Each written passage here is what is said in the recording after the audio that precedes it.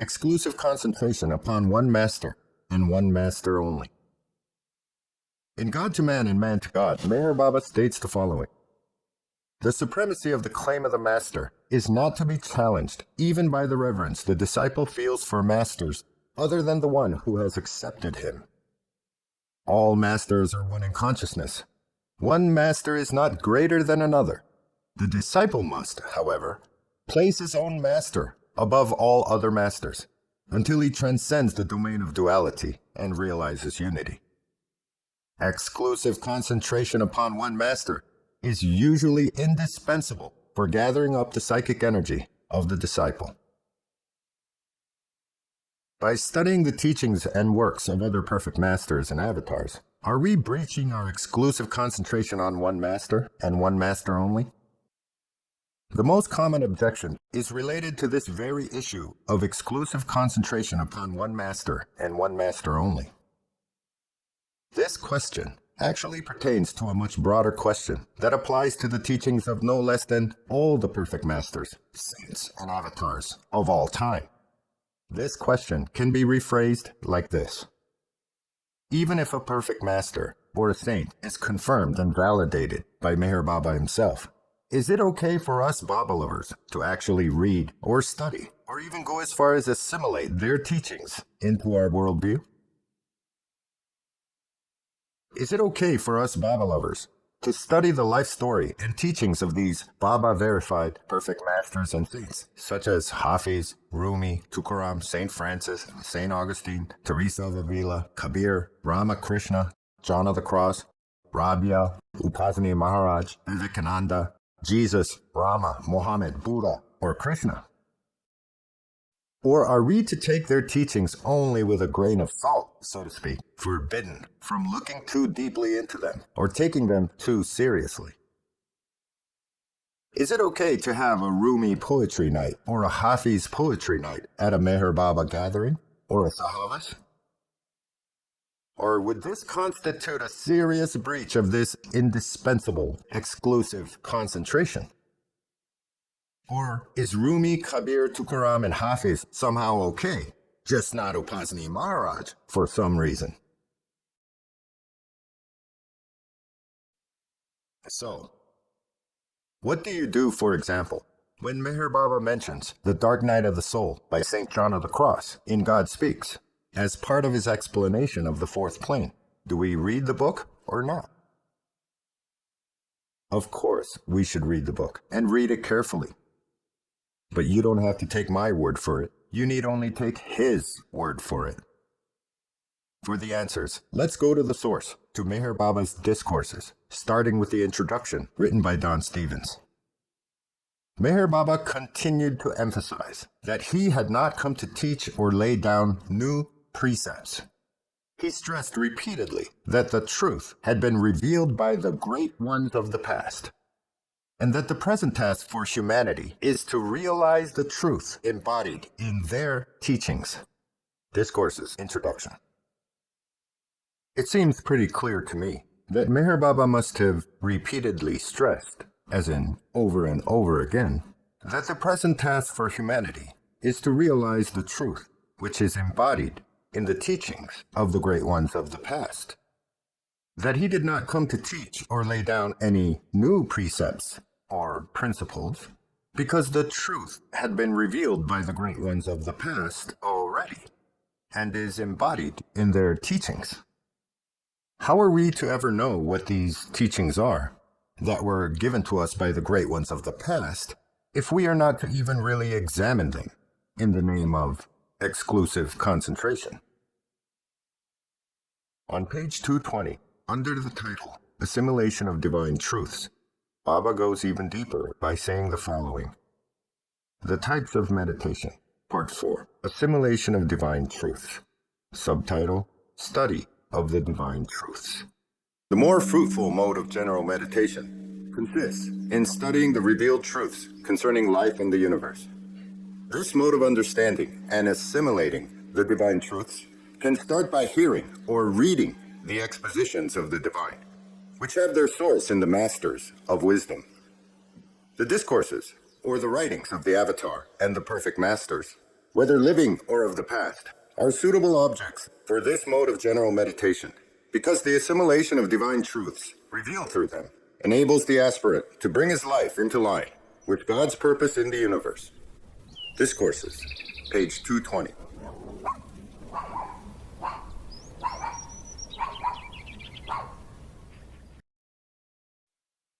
It seems pretty clear to me that what Baba is encouraging us to do here is to bring our lives into line with God's purpose in the universe by assimilating divine truths revealed to us through the discourses and writings of the Avatar and perfect masters, whether living or of the past. The word assimilation here means to bring the revealed truths into one's own worldview by digesting them into one's perceptual framework through a process Baba calls perceptual adjustment. Baba is clearly stating that the revealed truths concerning life and the universe, which have their source in the discourses or the writings of the Avatar and the perfect masters, both living or of the past, are suitable objects for meditation.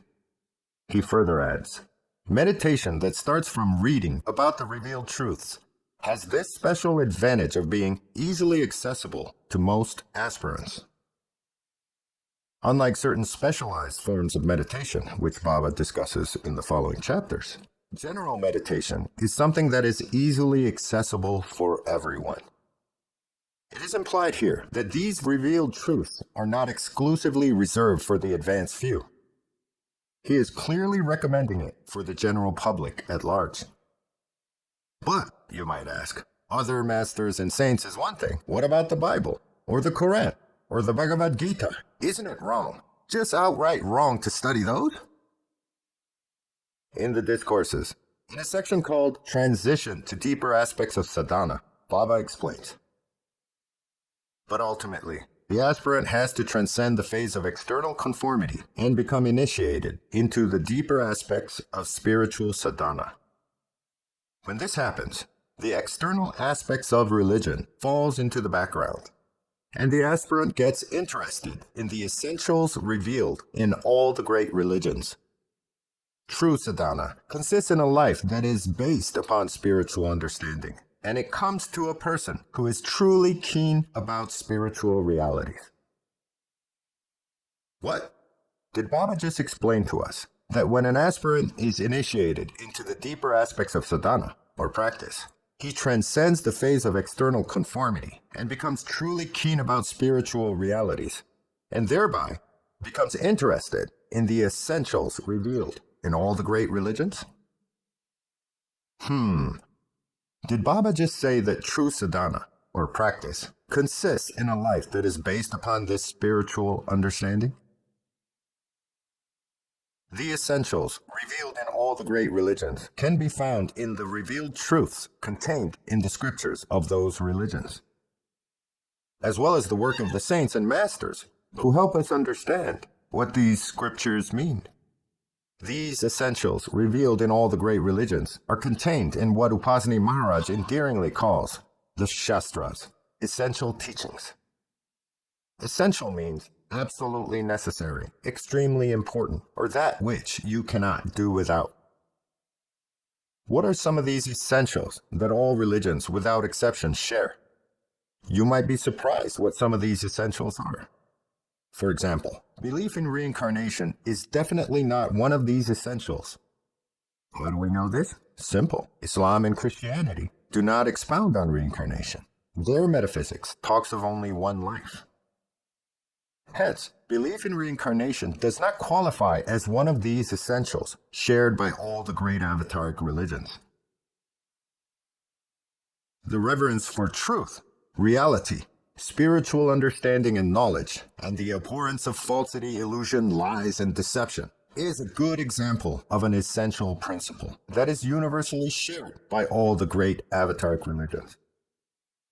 It is when people stop thirsting for the truth that they become susceptible to lies and deception. Divine love cannot spring from a fountain of lies, now can it? The fountainhead of love can only spring from true understanding. The Bible says, My people perish for lack of knowledge. Because you have rejected knowledge, I will also reject you. Hosea 4:6. Most all of perfect masters and saints that Baba has mentioned and verified have studied the Shastras or scriptures to the point of memorization. Hafiz knew the Quran by heart, in the same way Upasani Maharaj knew the Gita by heart, or the same way St. Augustine or John of the Cross knew the Bible. Do you know how many times Hafiz praises the Quran in his works? It's a lot. It could be like 3,000 times. I am Hafiz of the Quran. Praise be to Allah. Hafiz. In fact, in the discourses, Baba goes on to say, meditation is personal when it is concerned with one who is spiritually perfect. A suitable object for personal meditation may be taken, according to the inclination of the aspirant, from among the living or past perfect masters or the avatar. Discourses 261. Did Baba just use the word suitable? Did Baba just say that perfect masters or the avatar, living or of the past, are suitable objects for personal meditation? What about exclusive concentration on one master and one master only, you might ask? Let's take a closer look at the exclusive concentration quote again. The supremacy of the claim of the master is not to be challenged, even by the reverence the disciple feels for masters other than the one who has accepted him. As you can see, the word disciple here is referring to the literal disciple, who is someone who was actually accepted as a disciple by a perfect master in person, as in face to face, literally. Here, Baba is giving advice to the literal disciple of a master, not the figurative disciples that we all imagine ourselves to be. For the ordinary Baba lover type disciple, like us, it seems clear to me that Baba is strongly recommending, as a general prescription, the study of revealed truths of all the masters of wisdom, and to meditate on the essentials revealed to us in all the avataric religions.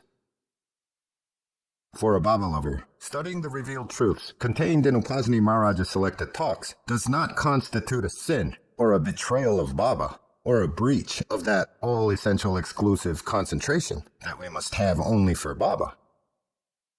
Instead, it constitutes adherence to his very advice to study the revealed truths that have their sources in the masters of wisdom, living or of the past. As long as the master or saint is verified, confirmed, and authenticated by MEHER Baba himself. In Lord MEHER, in a section called Our Ills and Our Grudges, MEHER Baba says, I am equally concerned with the saint and the sinner, the small and the great, the rich and the poor, the ignorant and the wise, the east and the west. For them all, the one remedy of remedies, which is recommended, is spiritual understanding, which at once includes and supersedes all other forms of knowledge. It inevitably precipitates the blending of theory and practice, for it is as much of the heart as of the mind. When understanding is our law, we have love which is imperishable, and action which is dynamically creative. Love without entanglement, and action without attachments to results.